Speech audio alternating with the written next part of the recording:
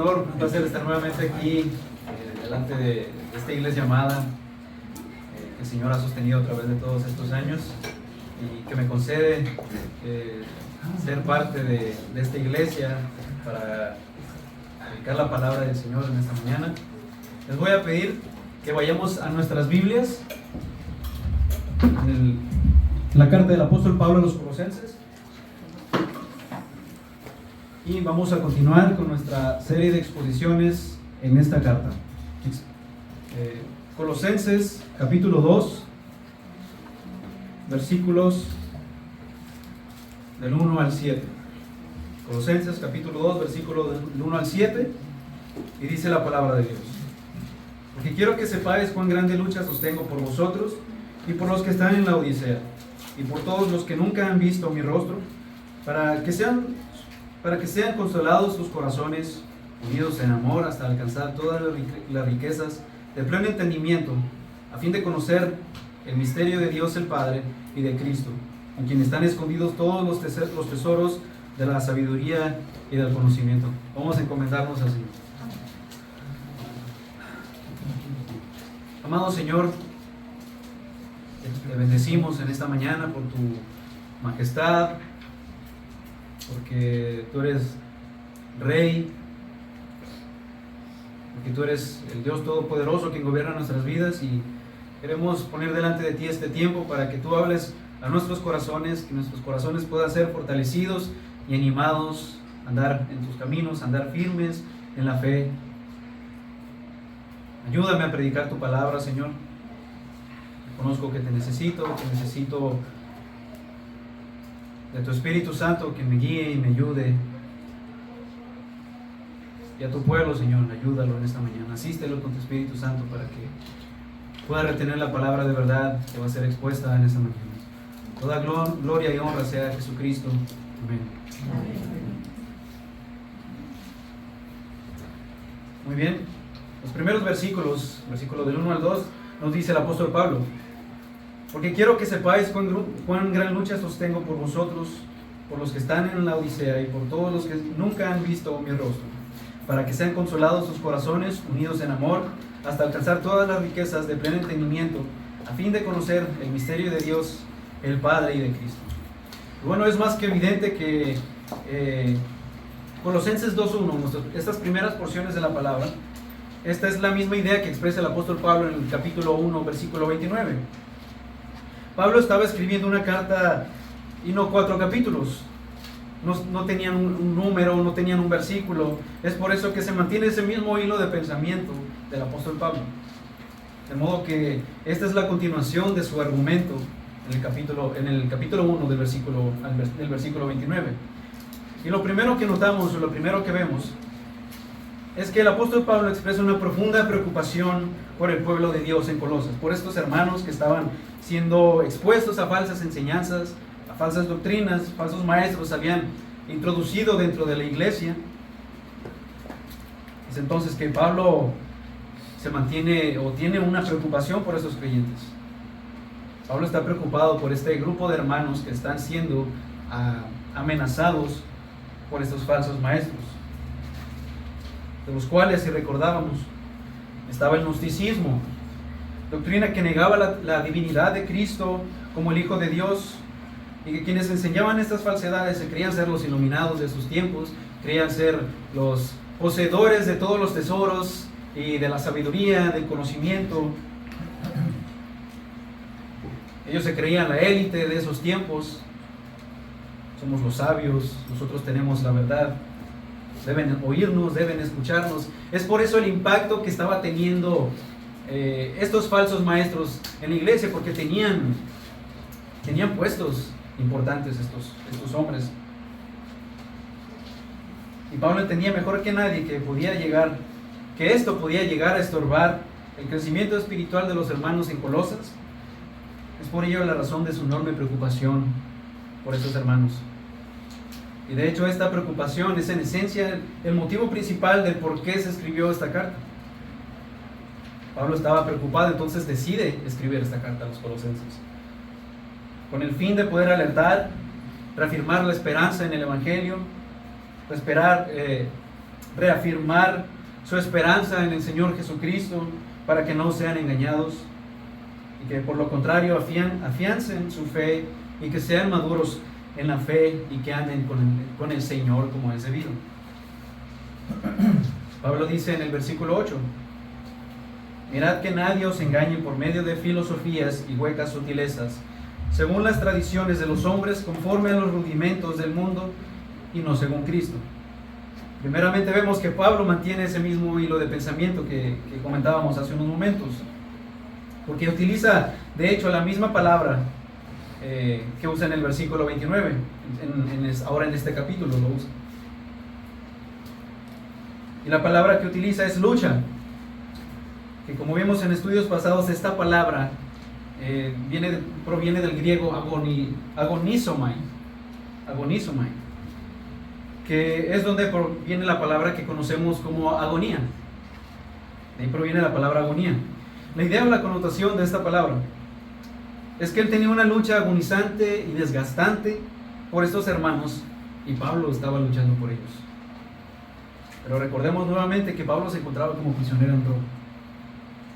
Estaba como prisionero en Roma, en situaciones precarias, sin ningún tipo de comodidad, esperando solamente al tiempo de su ejecución. Pudiéramos pensar que estar bajo estas circunstancias precarias, que sería imposible siquiera seguir en pie de lucha con el ministerio que el Señor le había dado. Pero Pablo sabía a quién servía y por qué lo hacía, y su debilidad no iba a ser un obstáculo, no iba a ser un impedimento para que él siguiera predicando la palabra de Dios, para que él continuara con el ministerio que Dios le había dado. Él iba a continuar con eso, él iba a pelear la buena batalla por el pueblo de Dios, porque él amaba el pueblo de Dios. Él sabía que vivir la vida cristiana es lidiar continuamente con una batalla espiritual constante, sin descanso. Y de alguna manera Él quiere hacerles entender eso. Él quiere que ellos vean eso. Quieren que vean la lucha que Él tiene por ellos. De hecho, la palabra agonizomai es también utilizada en términos de atletismo para dar la idea de una lucha por un premio en una competencia. Es esta también la idea. De hecho, esta palabra nos ayuda a entender un poquito cómo es que Pablo luchaba. Déjenme hacer la siguiente ilustración. Cuando un atleta se prepara para una competencia, él va a dar todo para obtener el primer lugar. Él va a entrenar, va a preparar su cuerpo, va a entrenar su mente, si es necesario. Él va a hacer todo lo posible y va a ir contra todo obstáculo, contra toda lucha, para obtener el primer premio. Entonces es como si Pablo estuviera luchando en una competencia en la que se ha estado preparando arduamente con el objetivo de obtener su premio, y ese premio es ver a los colosenses consolados, fortalecidos, andando en el Señor, siendo maduros en la fe. Ese vendría a ser el premio, el galardón del apóstol Pablo por la lucha que él estaba haciendo por ellos. Pablo, motivado por la gloria de Dios, por el amor a su pueblo, él continuará luchando sin descanso desde sus trincheras, con el fin de ver a estos hermanos maduros en la fe. Sin importar que él estuviera en debilidad, él se mantendría en pie de lucha agonizante, con el fin de ayudarlos a crecer a la estatura de Cristo. Pero si hablamos de una lucha agonizante de Pablo, hablamos de esta lucha. ¿A qué se refiere con esta lucha? ¿Cómo es que el apóstol Pablo peleaba por ellos? ¿Cómo es que él peleaba por ellos? Y bueno, pudiéramos llegar a pensar que Pablo no podría hacer gran cosa siendo un prisionero en Roma. ¿Cómo puede luchar alguien que es un prisionero? Y que hasta cierto punto está limitado en acción. No puede salir. Pero hay algo que sí podía hacer el apóstol Pablo. Independientemente de las circunstancias en las que él atravesaba, él podía orar por ellos. Él podía luchar por ellos en intercesión. Él podía orar por ellos. Y esa era su lucha. Y aunque Pablo no menciona explícitamente que él luchaba en oración por ellos. Si hay algunas pistas en esta carta que nos ayudan a identificar o inferir que esa era la lucha del apóstol Pablo. Por ejemplo, en el capítulo 4, del versículo 12 al 13, nos dice: os saluda Epafras, el cual es uno de vosotros, siervo de Cristo, siempre rogando encarecidamente por vosotros en sus oraciones, para que estéis firmes, perfectos y completos en todo lo que Dios quiere. Porque de él doy testimonio de que tiene gran solicitud por vosotros y por los que están en la Odisea y los que están en Hierápolis. Cuando Pablo dice siempre rogando encarecidamente, es precisamente la misma palabra agonízoma de nuestro texto. Es la misma palabra. Epafras agonizaba y luchaba en oración también por los hermanos a quienes él les había predicado el Evangelio. Por la iglesia que él estaba pastoreando, él oraba por ellos, él intercedía por ellos, para que se mantuvieran firmes, perfectos y completos en todo lo que Dios quiere. Es por eso que podemos inferir en este texto que la lucha de Pablo era una lucha de oración, era una lucha de intercesión por ellos, para que crecieran en su entendimiento de Cristo, para que crecieran en su entendimiento del Evangelio, a pesar de estas amenazas, a pesar de esa falsa doctrina que se había levantado en medio de esta iglesia. De hecho, así como Jacob luchó con Dios en Peniel, en Génesis 32, que no lo quiso dejar ir si no lo bendecían, de esa misma manera Pablo y Epafras luchaban en oración para ver la bendición de Dios en medio de estos hermanos en Colosas, por ver la bendición en medio de este pueblo escogido de Dios. Por eso ellos oraban e intercedían para que estos hermanos alcanzaran la madurez espiritual en Cristo, la estatura en Cristo. Pablo oraba con amor y con devoción por estos hermanos. Eran hermanos que no conocía personalmente, y esto lo hace de hecho aún más sorprendente, porque su preocupación es como si los conociera personalmente. Un creyente verdadero fácilmente puede identificarse con el apóstol Pablo, fácilmente puede identificarse con este sentir, porque aunque nosotros no conozcamos personalmente hermanos de otras iglesias, de otros lugares, de otros países, solo el hecho de saber que son parte de la familia de Dios, solo el hecho de saber que son amados por Dios, nosotros nos podemos identificar y amamos también, los amamos también a ellos, nos preocupamos por ellos, sin importar si está del otro lado del charco o si está en otra ciudad. Nosotros podemos identificarnos con ese sentir de preocupación por nuestros hermanos que están en Cristo, porque tenemos en común un mismo Dios, tenemos en común al mismo Señor, al mismo Espíritu, el mismo Evangelio que nos ha salvado, que nos ha rescatado. Pero hermanos, cuando eso no sucede, cuando no sentimos esa misma involucración emocional con otros hermanos que no conocemos, que con hermanos que sí conocemos, entonces deberíamos hacer una pausa y considerar esta como una amonestación para nosotros. Porque al hermano que tú conoces no es menos amado que el hermano que no conoces, que está en persecución, que está bajo amenaza. No es menos amado que tu hermano que tienes al frente o que tienes a la vista. En esta porción el apóstol Pablo nos está haciendo una amonestación de manera indirecta, para que nuestra involucración, nuestra preocupación y involucración emocional en nuestras oraciones por los hermanos desconocidos sea genuina. Cuando oramos los martes, oramos por hermanos de otras iglesias, oramos también por algunos hermanos que no conocemos. Hay algunos hermanos que no conocemos en San Quintín, pero oramos por ellos, y quiero animarles a que haya de verdad una involucración emocional por esos hermanos, aunque no los conozcamos, a que crezcan en la madurez de Cristo, a que esa iglesia siga creciendo. Es un llamado también para eso, hermanos.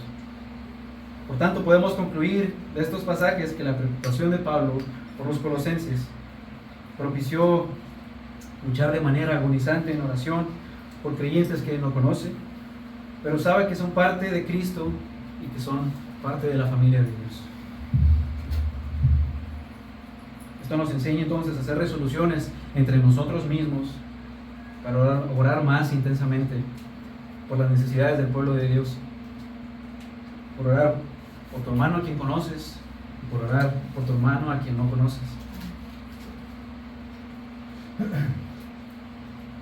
Los versículos del 2 al 3, ahora vemos cómo Pablo revela un anhelo, un deseo para con ellos. Es que Pablo luchaba e intercedía por ellos. ¿Para qué? Para que sus corazones sean consolados, que sean unidos en un amor, hasta que alcancen todas las riquezas del pleno entendimiento. Que nos dice el versículo número 2, para que sean consolados sus corazones unidos en amor, hasta alcanzar todas las riquezas del pleno entendimiento, a fin de conocer el misterio de Dios Padre y de Cristo.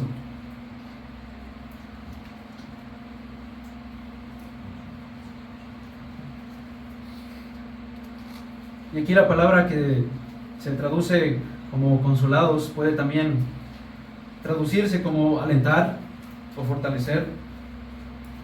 Y por el contenido del texto podemos deducir que Pablo usa la palabra consolados en el sentido de fortalecer. Ellos necesitaban ser consolados porque muy seguramente estos ataques de los falsos maestros hacían tambalear su fe. Estaban en peligro de estas falsas enseñanzas que afligían la fe y la esperanza de muchos creyentes, y Pablo quiere fortalecerlos, quiere consolarlos en sus corazones. Sin embargo, los hebreos, ellos no pensaban en el corazón de la misma manera y como lo hacemos nosotros aquí en Occidente, porque cuando lo hacemos nosotros solemos darle una connotación más emocional, pero cuando ellos utilizan la palabra corazón, ellos se refieren al asiento de su personalidad, de su ser, de todo lo que esas personas son. El corazón es aquel lugar en donde reside nuestra voluntad, nuestras emociones, lo que nosotros somos. Un ejemplo de ello lo vemos en Proverbios 4:3. Sobre toda cosa guardada, guarda tu corazón, porque de él mana la vida. Es decir, todo lo que nosotros pensamos y hacemos proviene de lo profundo de nuestro ser y de nuestra personalidad, de todo lo que nosotros somos, de nuestra voluntad. El corazón es el núcleo central y la parte más profunda de toda la personalidad humana. En conclusión de esta idea, es que Pablo quiere fortalecer y animar lo profundo del ser de los colosenses. Lo profundo del ser de los colosenses. Es allí donde necesitamos ser fortalecidos y alentados si queremos seguir avanzando en nuestro camino hacia la madurez cristiana, en nuestro camino hacia crecer en el entendimiento del Evangelio. Porque ¿qué sucede cuando el cuerpo está débil?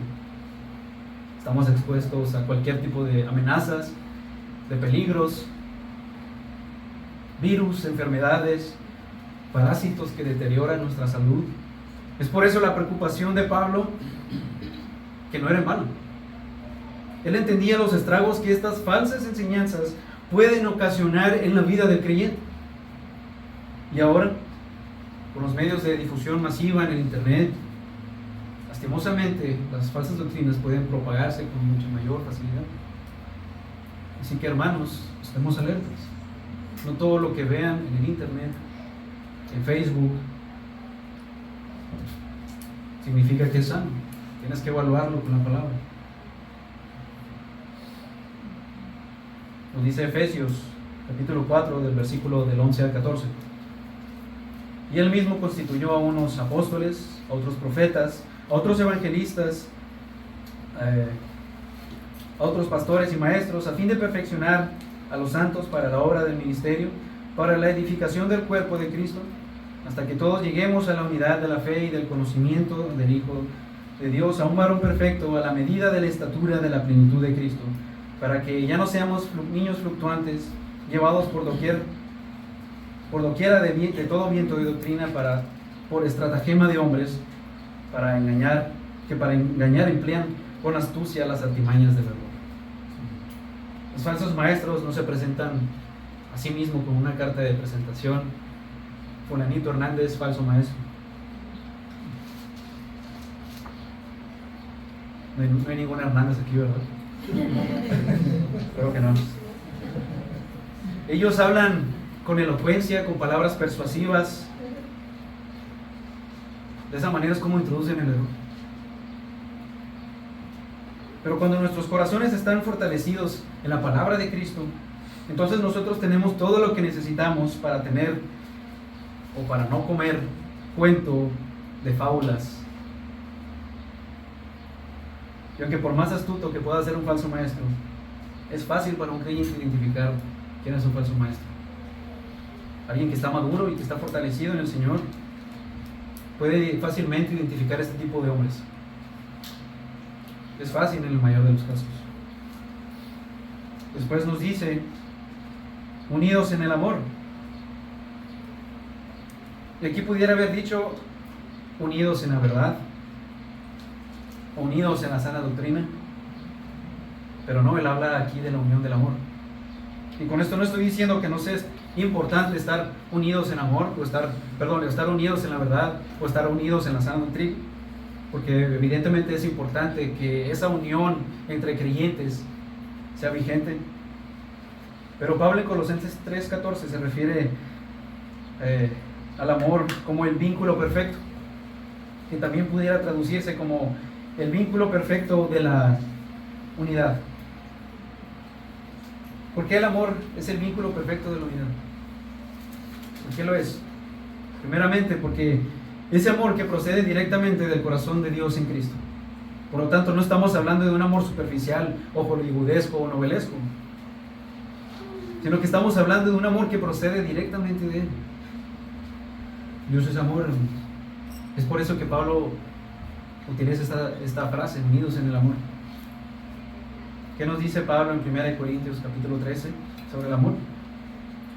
Si yo hablase lenguas humanas y angélicas y no tengo amor, vengo a ser como metal que resuena, como címbalo que retiñe. Y si tuviera profecía y entendiese todos los misterios y toda ciencia, y si tuviera toda la fe, de tal manera que trasladase los montes, y no tengo amor, nada soy. Y si repartiese todos mis bienes para dar de comer a los pobres, y si entregase mi cuerpo para ser quemado, y no tengo amor, de nada sirve. Es por eso la preeminencia del amor como objeto o medio de la unidad de los creyentes. Hermanos, cuando realmente somos intencionales en amarnos sinceramente, eso es lo que mantiene una iglesia unida, el amor. ¿Cómo estamos practicando el amor entre nosotros, entre la iglesia? ¿Cómo estamos amándonos? ¿Cómo estamos propiciando la unidad por medio del amor los unos con los otros? Y esto no es un tema menor, hermanos.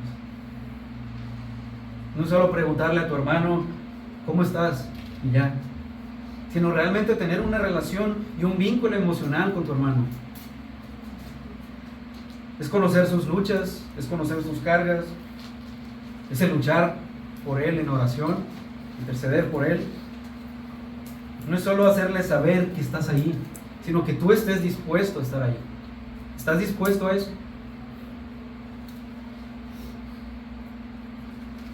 El amor es el vínculo perfecto de la unidad.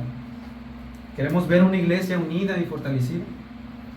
Entonces amémonos los unos a los otros con amor fraternal. Este es un distintivo de una iglesia sana, de una iglesia madura. Después nos dice el apóstol Pablo, hasta alcanzar todas las riquezas de pleno entendimiento, a fin de conocer el misterio de Dios, el Padre y de Cristo, en quien están escondidos todos los tesoros de la sabiduría y del conocimiento. Y esto significa un entendimiento de la plenitud del Evangelio. Es llegar a un discernimiento completo de las cosas espirituales que resultan en abundancia y en provecho para distinguir la verdad del error. Es entonces como Pablo define esa meta aún más claramente cuando dice, a fin de conocer el misterio de Dios el Padre y de Cristo, en quien están escondidos todos los tesoros de la sabiduría y del conocimiento. Y en nuestro estudio pasado vimos que ese misterio del que el apóstol Pablo habla se trata de la realidad del Evangelio en la encarnación del Hijo, en su manifestación y en su plan de salvación por el mundo. Es Cristo el misterio en quien están escondidos todos los tesoros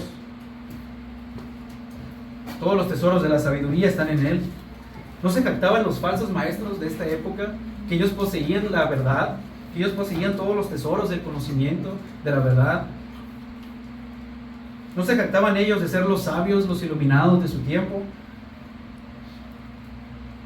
De ser los dueños de la verdad.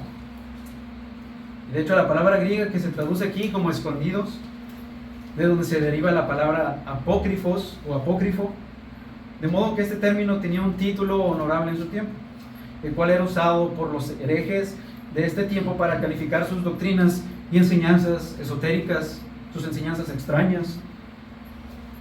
Y aunque no es posible comprobar a ciencia cierta que Pablo usó este término de escondido con el propósito de ser irónico para contrarrestar esa idea, sí vemos que hay un contraste entre estos tesoros verdaderos, inagotables, que están en Cristo, con respecto a estos secretos inservibles de los falsos maestros.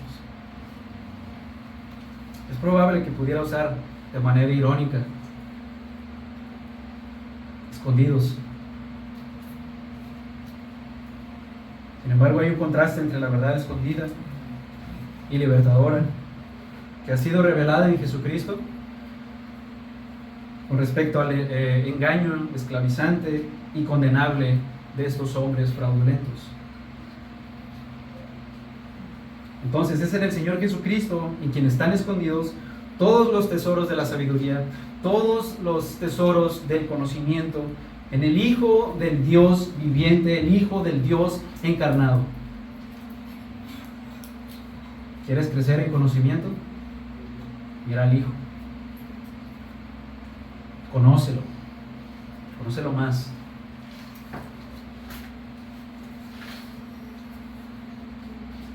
Esto inmediatamente viene a nuestras mentes. Romanos 11, versículo 32 al 36. Oh profundidad de las riquezas de la sabiduría y de la ciencia de Dios. Cuán insondables son sus juicios e inescrutables sus caminos. Porque ¿quién entendió la mente del Señor? ¿O quién fue su consejero? ¿O quién le dio a él primero para que le fuese recompensado? Porque de él, y por él y para él son todas las cosas. A él sea la gloria por los siglos. Amén. Amén. Es en Dios y en su Hijo en quien están escondidos todos los tesoros de la sabiduría y del conocimiento. Como aquella parábola del tesoro escondido en que el Señor enseñó en Mateo 13, 44. Además, el reino de los cielos es semejante a un tesoro escondido en un campo, el cual un hombre halla y lo esconde de nuevo, y gozoso por ello va y vende todo lo que tiene y compra aquel campo. Este tesoro está escondido para ser hallado, no para permanecer enterrado en el olvido. No sé si alguien aquí literalmente ha hallado algún tesoro escondido, pero quiero pensar que si se te prepara si se te presentara esa ocasión, tú no vas a ser indiferente para no buscar ese tesoro. Tú vas a buscar ese tesoro, tú vas a querer hallarlo. Entonces, cuanto más los tesoros escondidos de Dios que hay en Cristo, que además son profundamente profundos,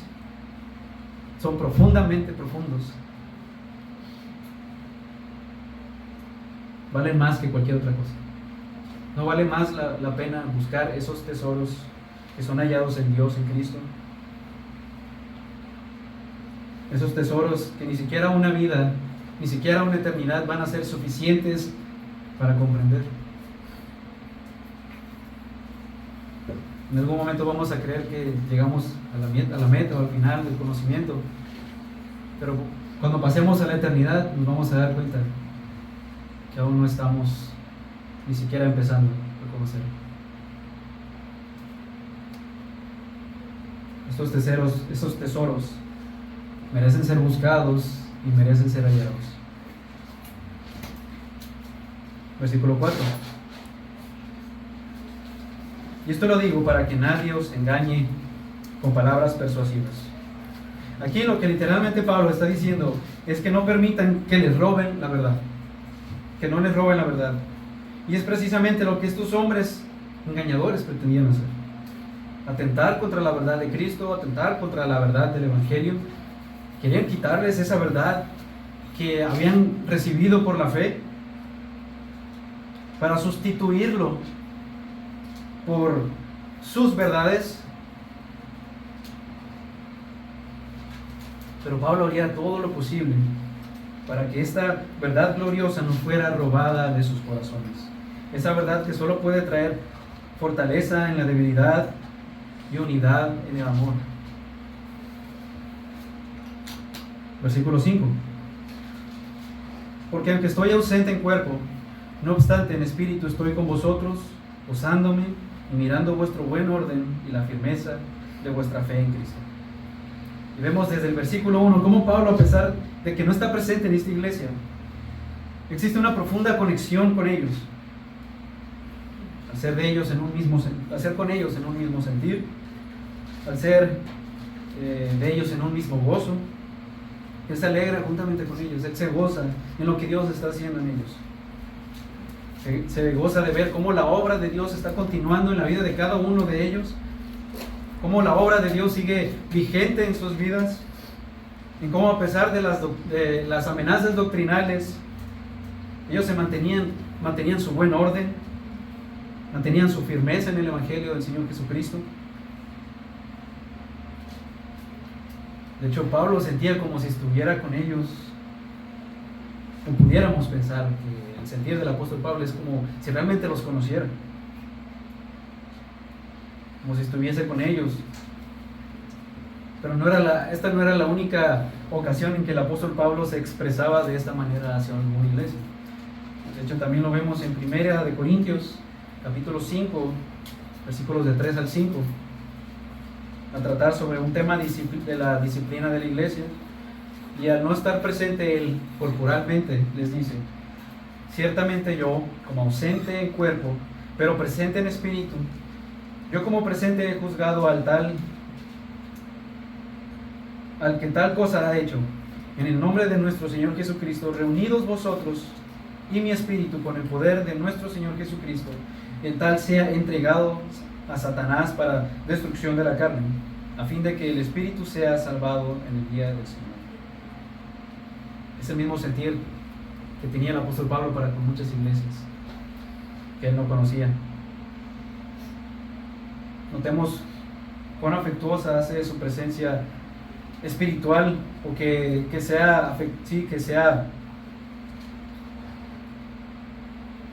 afectuosa a pesar de que su ausencia. Él hace que sea afectuosa esa ausencia, pero que hace que sea una presencia espiritual en la vida de ellos, aún también en la vida de la iglesia de Tesalónica, en 1 de Tesalonicenses capítulo 2, versículo 17.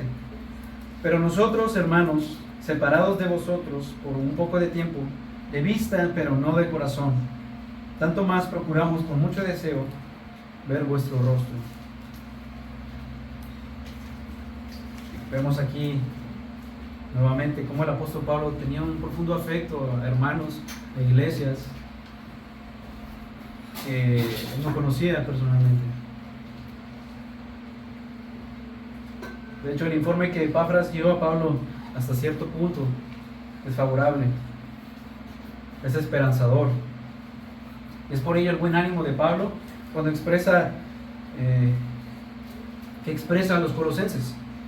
Por eso su buen ánimo, aunque en ningún modo él había minimizado los peligros que amenazaban a estos hermanos. Sabía que estos hermanos estaban firmes en la fe, pero no minimizaba el peligro por el que ellos estaban atravesando. Por eso es muy cuidadoso en dejar bien en claro que a pesar de todo ellos no se habían movido de su fe. Ellos mantenían ahí firmes. Ese era el gozo de Pablo. Por eso dice: gozándome y mirando vuestro buen orden y la firmeza de vuestra fe en Cristo. Él estaba preocupado, pero estaba gozoso porque la fe de ellos no había claudicado. No había claudicado y él estaba contento por eso.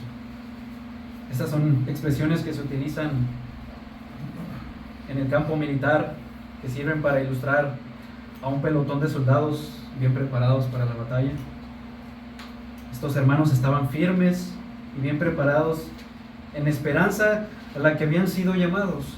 Por eso el gozo y la alegría de Pablo. Estaban firmes, como el militar preparado para la batalla. Estaban firmes para la lucha. ¿No es eso el motivo de alegría de ver a nuestro hermano firme en su fe? Ver que a pesar de su lucha y batalla, él no ha claudicado de su fe.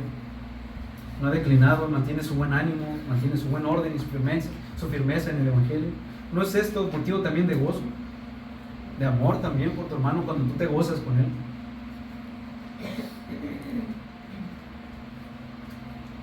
En ver cómo sigue creciendo y va caminando hacia la madurez cristiana, hasta alcanzar la estatura de Cristo.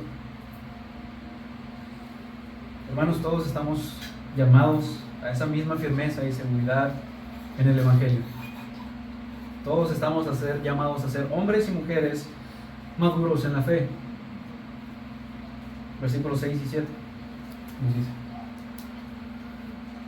por tanto, de la manera que habéis recibido al Señor Jesucristo, andad en Él, arraigados y sobreedificados en Él y confirmados en la fe, así como habéis sido enseñados, abundando en acciones de gracias. Aquí la palabra recibido o aceptasteis se usa en un sentido técnico, o sea, recibir algo por medio de una transmisión de otro. En este caso fue por medio de Epafras. Dicho de otra manera, Pablo les está exhortando a que no se desvíen del mensaje que han aceptado y que hagan que su vida y su caminar continúe en perfecta armonía con el hecho de que han aceptado y abrazado el Evangelio por la fe en Jesucristo, quien es el modelo supremo de nuestra fe y de nuestra conducta. Por eso dice: andad en Él, anden como Él anduvo y sigan su ejemplo, aunque de manera imperfecta. Pero anhelamos ser como Él. Anhelamos caminar con Él. Anhelamos ser de sus vestiduras. Anhelamos caminar como Él anduvo. Él es nuestro ejemplo. Él es nuestro ejemplo. Él es el ejemplo mayor de nuestra vida cristiana. Versículo 7 nos dice: arraigados y sobreedificados en Él y confirmados en la fe, así como habéis sido enseñados, abundando en acciones de gracias. El sentido de estas palabras es habiendo sido fuertemente implantados en Cristo, cuando dice arraigados y sobreedificados, implantados fuertemente en Cristo. Es la misma idea de Efesios capítulo 3, versículo 17. Para que habite Cristo por la fe en vuestros corazones, a fin de que arraigados y cimentados en amor. Es la misma palabra. Es estar implantado en aquel que es la fuente inagotable de salvación, de conocimiento. Por eso dice: y confirmados en la fe. Esto se refiere a la verdad, a la verdadera doctrina cristiana, a la verdad esencial que hace que nuestra fe sea del Evangelio, que nuestra fe sea verdadera. Confirmados en la fe. Solo de esta manera es como la fe del creyente puede ser confirmada. Reteniendo la sana enseñanza, reteniendo la sana doctrina que fue una vez dada por los apóstoles. Después Pablo concluye con abundando con acciones de gracias. Es decir, que como resultado de ser arraigados y sobreedificados en Él y confirmados en Él por la enseñanza de la verdad, por consecuencia van a abundar en acciones de gracias. Porque cuando en nuestros corazones abunda esa gratitud abrumadora, se acrecienta nuestro sentido de responsabilidad para con el Señor. cuando estamos agradecidos con Él, cuando hay una actitud abrumadora de gracias en nuestros corazones por Dios, hay una responsabilidad en nosotros por el Señor. ¿Qué dice el salmista en Salmo 116? ¿Qué pagaré a Jehová por todos sus beneficios para conmigo? Tomaré la copa de la salvación, invocaré el nombre de Jehová. Ahora pagaré mis votos a Jehová delante de todo su pueblo. Nosotros pagamos nuestros votos al Señor cuando estamos agradecidos. Señor, quiero hacer esto para ti. ¿Qué pasa cuando estamos agradecidos? Señor, yo quiero servirte, yo quiero amarte más, demanda más de nosotros. Los colosenses, al abundar en acciones de gracias, serán alentados a mantener firme su profesión de fe en Cristo, sin tirar la toalla. De la misma manera, nosotros, hermanos, ¿has notado que cuando tu corazón está rebosante de gratitud, quieres hacer todo para el Señor? Y aunque hay caídas, aunque hay fracasos, aunque hay pecado, nos seguimos levantando porque tenemos un Dios que nos restaura, que nos levanta. Y eso nos lleva, de hecho, eso, cuando nos restaura de nuestra caída, también nos lleva a una abrumadora gratitud en nuestros corazones. Porque sabemos que no lo merecemos, pero cuando Él nos restaura, cuando Él nos levanta, hay gratitud en nuestros corazones. Queremos adorarlo, queremos glorificar su nombre, queremos compartir el Evangelio con otros, queremos que otros le conozcan y que vayan y conozcan este tesoro que hemos conocido en Cristo. Hermanos, abundemos en gratitud y no dejemos que la indiferencia o las distracciones de la vida nos hagan olvidarnos de ser agradecidos con Dios por su Hijo en nuestras vidas. Dios quitó nuestro pecado y nos dio una vida nueva en su Hijo. No hay razones para estar agradecidos. Por esta verdad vivimos y por esta fe andamos. Por esta esperanza andamos. Que nada ni nadie te engañe con palabras persuasivas y te robe la enseñanza que has recibido. Que tu corazón sea alentado para que andes en Cristo, para que estés arraigado en Él, caminando hacia la madurez cristiana, creciendo en el conocimiento de su verdad, creciendo en el conocimiento de Cristo. Que nada ni nadie te robe esa verdad, para que abundes en acciones de gracias y que glorifiques su nombre por siempre. Porque un día estaremos delante de su presencia, estaremos delante de Él. No sé cómo va a ser ese día, pero creo que nuestros corazones van a estar rebosantes de gratitud, de alabanza y de adoración. Vamos a orar. Amado Señor, gracias por tu palabra,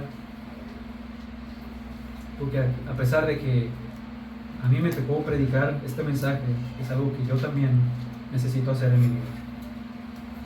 Es un mensaje que durante la semana lo prediqué para mí mismo, Señor. En ese mismo sentir anhelo que mis hermanos también retengan tu palabra de verdad y que puedan ser animados en sus corazones para seguir firmes en la lucha, en la esperanza de la fe que tú nos has dado en Cristo. Te bendecimos, Señor, y te alabamos por tu gracia, por tu bondad, Señor. Gracias por Jesucristo, porque fue la propiciación por nuestros pecados, y ahora tenemos entrada ante el trono de tu gracia por sus méritos. A ti sea toda honra y gloria. Amén.